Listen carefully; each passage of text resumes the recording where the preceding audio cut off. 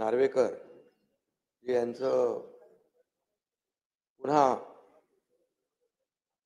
बिनविरोध निवड झाल्याबद्दल मी त्यांचं मनपूर्वक अभिनंदन करतो.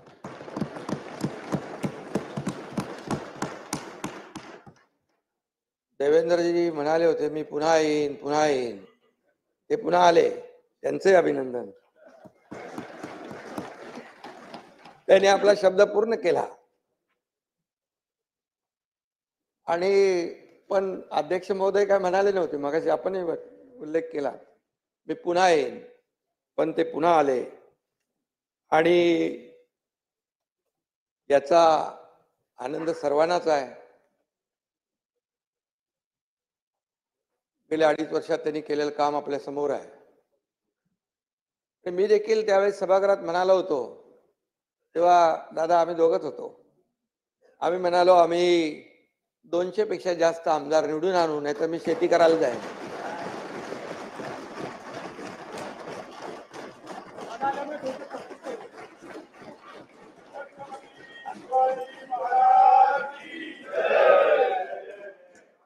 आणि तोही शब्द आम्ही पूर्ण केला. आणि त्यानंतर दादा आले, त्यामुळे त्याच्यामध्ये बोनस आलाय. 200 आम्ही 37 झालो. आणि म्हणून खऱ्या अर्थाने शेवटी हे जनता जनार्दनावर असतं.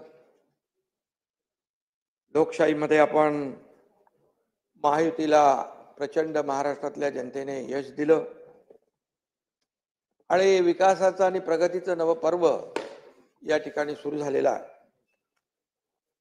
गेल्या वेळी बघितलं सभागृहामध्ये